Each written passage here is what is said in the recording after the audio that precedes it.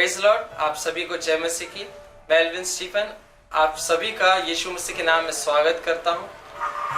मैं प्रियो, प्रभु ने कुछ वचनों को दिया है जो मैं आप तक पहुंचाना चाहता हूं। और इस समय प्रभु ने जो वचन बताया था लूका उसका 5वां अध्याय, मैं प्रियो वहां पर इस प्रकार से पढ़ते हैं कि बाइबल ऐसे बताती है यीशु मसीह गन्नेसरत की झील के किनारे किनारे जा रहे थे और वो अपने इस महान जो परमेश्वर की योजना थी उसे पूरा करने के लिए वो बढ़ते चले आ रहे थे। और एक समय आया है जब वो लोगों को प्रचार करते थे तो भीड़ की भीड़ उनके पास आती थी।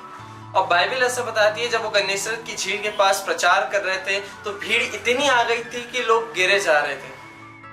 मैं प्रियो, तब बाइबल बताती है कि उन्होंने 2 नाव देखी, 2 खाली नाव देखी और वो उसके ऊपर चढ़ गए और उसके ऊपर से उन्होंने यीशु मसीह ने प्रचार करना शुरू किया।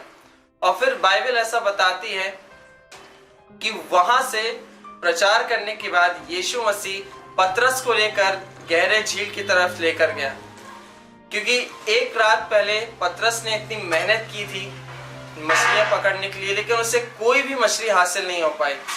लेकिन उस समय यीशु मसीह ने कहा तू नाव को गहरे में ले चल। और फिर बाइबल बताती है वह गहरे में गया और यीशु मसीह की आज्ञा के अनुसार कि उसने कहा कि तू जाल को डाल।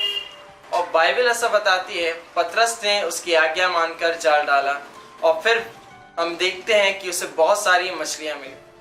मेरे प्रियो, आज मैं आपको कुछ बात जो विशेषकर बताना चाहता हूं वो इस विषय में है कि क्या आप सच्चे चेले हैं या नहीं।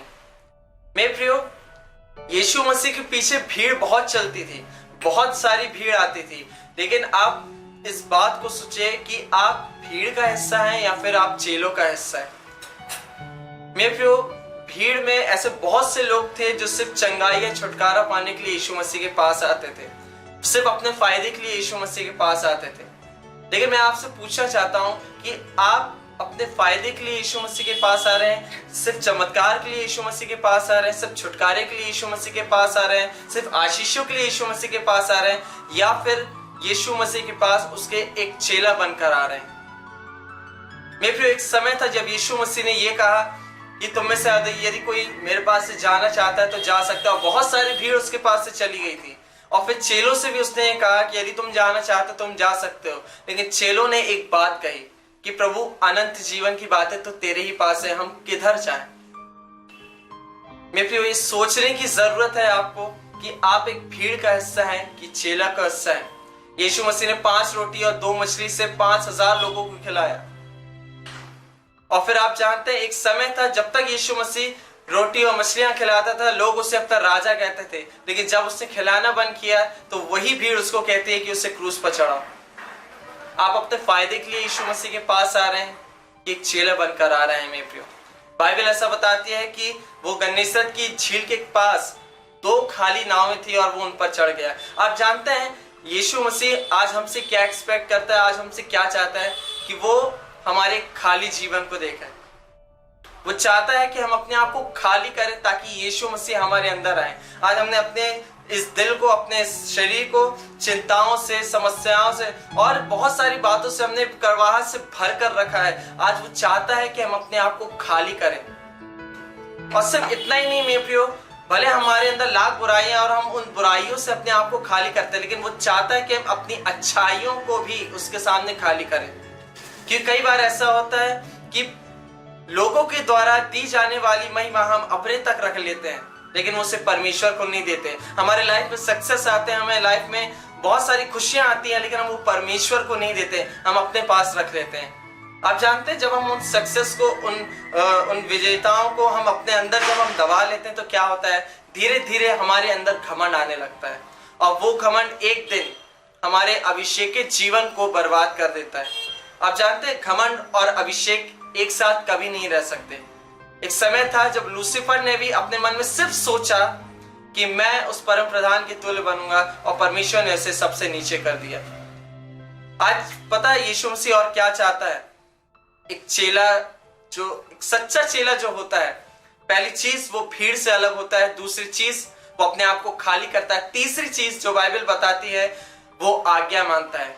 यीशु मसीह ने पतरस से कहा कि तू नाव को गहरे में ले चल। और फिर बाइबल बताती है कि वो लेकर गया और यीशु मसीह ने जब कहा कि तू उससे जाल को डाल, उसने ये नहीं कहा कि प्रभु तू तो एक बड़ा ही है, मैं तो जन्म से मछुआरा हूं, मैं बचपन से मछलियां पकड़ता रहा हूं, मुझे मालूम है। लेकिन उसने ऐसा कुछ भी नहीं कहा। उसने कहा प्रभु जैसा तू कहता है मैं एक बार फिर से जाल डालता हूं। एक चेले की सबसे अच्छी क्वालिटी ये भी है मेरे प्रियो कि वो आज्ञा मानता है। चौथी चीज जो बाइबल बताती है कि यीशु के पीछे चलना। आप जानते हैं पतरस ने जब उन मछली को पा लिया उसके बाद क्या हुआ, उसने ये निर्णय लिया कि अब वो यीशु मसीह के पीछे चलेगा। उसने अपना जाल, अपना नाव, सब कुछ वहां पर छोड़कर यीशु मसीह के पीछे हो लिया।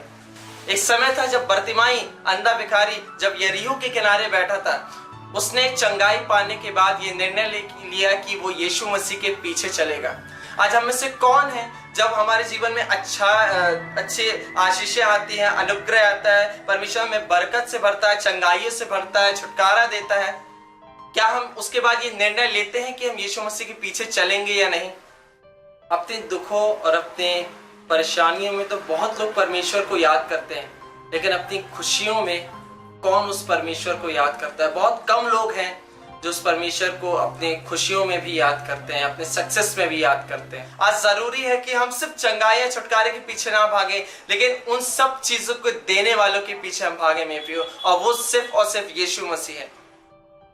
मैं आपसे आज यही चाहता हूं मेरे प्रियो कि आप भीड़ का हिस्सा ना बने, लेकिन आप एक सच्चे चेले बने। आज वो आपसे चाहता है कि आप अपना सब कुछ छोड़कर, अपना सब संसारिक बातों को त्याग कर आप यीशु मसीह के पीछे आएं और उसके पीछे चलें।